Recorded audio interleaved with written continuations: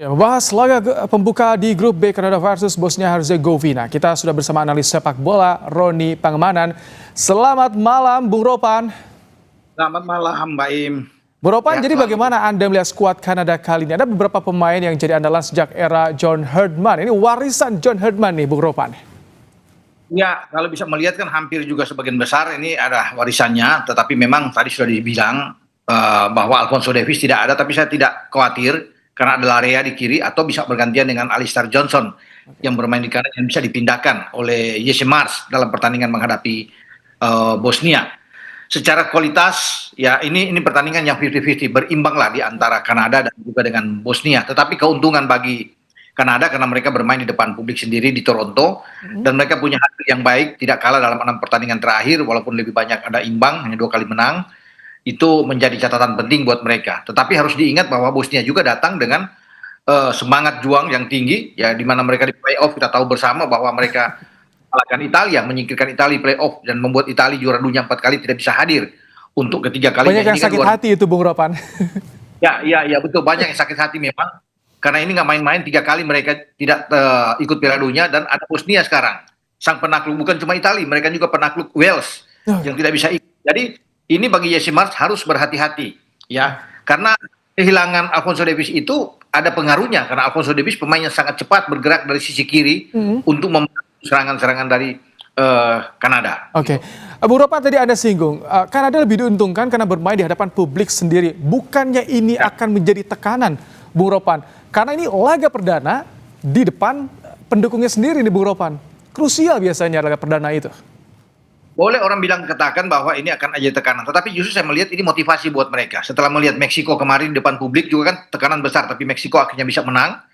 Dan ini peluang terbesar buat mereka untuk bisa mendapatkan 3 poin. Karena pertandingan pertama itu kalau bisa menghasilkan 3 poin, peluang untuk bisa lolos ke fase gugur itu sangat terbuka. Makanya itu yang akan dikejar oleh Jonathan Davis dan kawan-kawan dalam pertandingan melawan Bosnia. Tetapi yang saya bilang bahwa harus berhati-hati, mewaspadai, karena lawan yang mereka hadapi adalah Bosnia. Tim yang secara itu kualitas mereka juga bagus, bermain secara kolektivitas dengan semangat etos kerja yang sangat baik di lapangan. Walaupun mereka ada beberapa pemain yang sudah tua seperti Edin Dzeko, Sead Kolasinac, namun ini tidak bisa dianggap enteng karena Bosnia juga mengincar kemenangan. Nah, menariknya 2 tim ini kan belum pernah ketemu. Jadi saling meraba kekuatan antara Jesse Marsch dan Sergei Barbares, pelatih dari Bosnia gitu. Ini bicara soal warisan Herdman.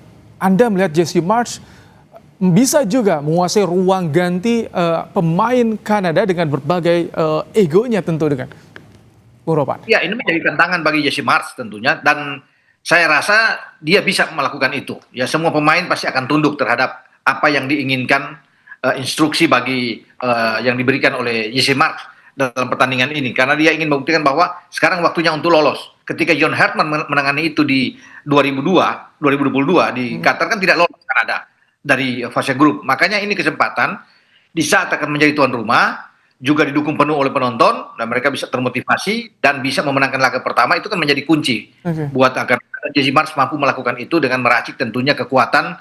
Entah dia bermain dengan skema 4-3-3 atau 4-2-3-1 kan itu urusan bagi Jesse Marsch. Tetapi tetap mereka harus bisa mengincar menang karena ini kesempatan buat mereka. Dan ini juga sebetulnya kita menarik ketika bicara soal pemberitaan Piala Dunia kali ini, ada 3 negara tuan rumah, Kanada, Amerika Serikat dan juga Meksiko. Kanada ini yang memang jarang diberitakan, jarang ada kontroversi ketika sebagai tuan rumah. Ini apakah jadi keuntungan sendiri bagi tim tuan rumah?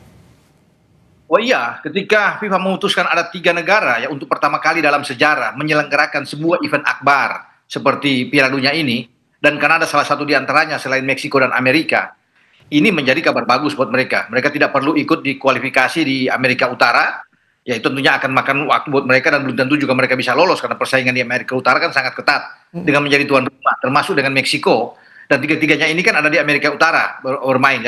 Jadi saya pikir ini satu hal yang sangat baik buat Kanada. Kapan lagi kesempatan ini terbuka buat mereka ketika mereka memainkan semua pertandingan di fase grup itu di negara mereka. Baik. Makanya ya ini yang harus dilakukan mereka untuk bisa lolos. Gitu.